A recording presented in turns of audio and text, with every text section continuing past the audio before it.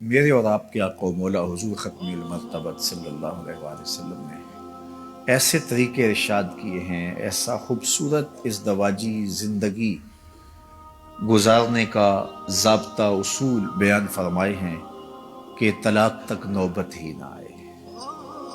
شوہر کو بھی تلقین کی کہ تو ایسے زندگی گزار، اور بیوی کو بھی تلقین کی کہ تو ایسے زندگی گزار۔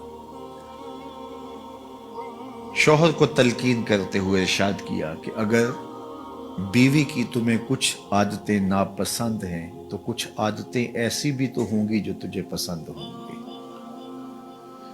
جب تو ان پسند عادتوں کو دیکھے گا تو ناپسندیدہ عادتوں پر آنے والا غصہ کافور ہو جائے گا، کیونکہ جو مرد چاہتا ہے بالکل ایسا نہیں ہو سکتا۔ دو لوگوں کے درمیان موافقت پائی جائے، آپ کہتے ہیں کہ پوری دنیا کے اوپر یہ دو لوگ ایسے ہیں بالکل ایک ذہن کے ہیں، ایک سوچ کے ہیں، ان دونوں کے خاندانوں کے اندر جو پرورش ہوئی ہے وہاں بھی ماحول ایک جیسا تھا، جس خطے میں پیدا ہوئے ان کی جغرافیائی پوزیشن بھی ایک جیسی تھی، ہر لحاظ سے ان کی آپس میں مکمل موافقت ذہنی ہے، موافقت قلبی ہے، اور ہر طرح کی موافقت اعتقادی ان کے اندر پائی جاتی ہے، تو یہ بالکل ایک دوسرے کے موافق ہیں۔ تو ماہرین یہ کہتے ہیں کہ دو لوگوں کے درمیان مکمل موافقت ہو، پھر بھی وہ موافقت 80% ہوگی،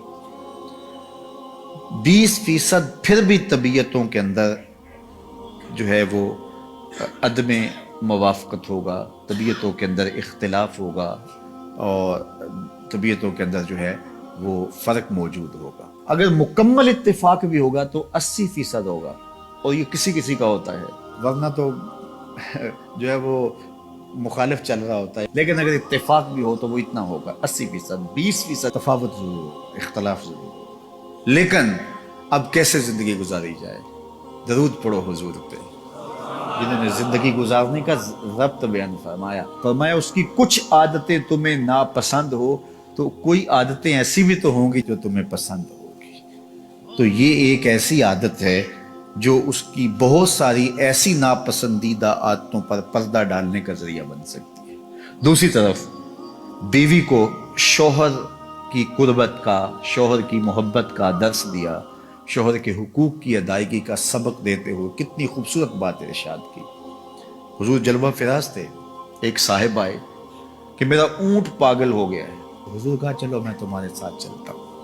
اس کے باغ میں تشریف لے گئے، دروازہ کھولا تو وہ اونٹ دوسرے کنارے تھا، اس نے حضور کو دیکھا تو دوڑ لگا دی، صحابہ ڈر گئے کہ اونٹ ہے اور دیوانہ ہے، اور حضور جو ہے وہ آگے تشریف لے گئے۔ صحابہ تھوڑے سے بے چین ہوئے تو حضور نے اشارہ کیا کوئی بات نہیں، آنے دو اسے۔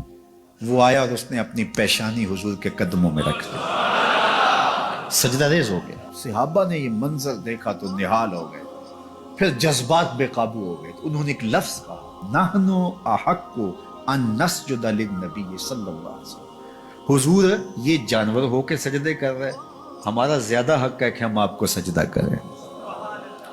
یہ ان کی بے چینی تھی، یہ ان کا اضطراب تھا۔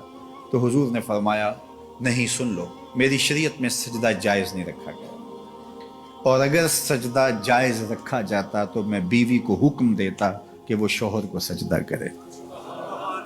شوہر کے حقوق کو سمجھنے کے لیے اس سے بہتر اور کیا مثال چاہیے جو میرے اور آپ کے آقا و مولا نے ارشاد کی۔ تو اس قدر شوہر کے حقوق ہیں، اور اس کا بیان اس انداز سے میرے اور آپ کے آقا و مولا نے کیا، تو پھر بتاؤ اگر ان حقوق کا خاتون لحاظ رکھے تو کس طرح گھر ٹوٹ سکتے ہیں، کس طرح طلاق واقع ہو سکتی ہے۔ تو ایک دوسرے کا اتنا لحاظ رکھنا، یہ پھر طبیعتوں کے اندر بودھ کی بجائے قرب پیدا کرتا ہے۔ آپ کسی کی طرف سے آنے والی تکلیف کو گوارا کر لیتے ہیں، اس نے آپ سے کوئی زیادتی کی ہے تو اس کو گوارا کر لیتے ہیں، تو وہ اگر سمجھدار ہوگا تو اس کے دل میں عزت بڑھے گی، آپ کا احترام بڑھے گا، پھر کسی وقت اس کا مداوع کرنے کی کوشش کرے۔ باقی میاں اور بیوی کے مابین کوئی تھوڑی سی شکر رنجی ہو جائے، کوئی ناراضگی ہو جائے، تو یہ بھی ازدواجی زندگی کا حسن ہے، یہ پیار کے اظہار کا ایک طریقہ اور سلیقہ بھی ہوتا ہے، لیکن وہ رہے وہاں تک، اور وہ معاملات دیگر کو متاثر نہ کرے، تو وہ خوبصورتی بن جاتی ہے۔ وہ وقتی ناراضگی ہوتی ہے، پھر مٹ جاتی ہے، اور اس کے بعد جو ہے وہ پھر زیادہ بہتری آ جاتی ہے۔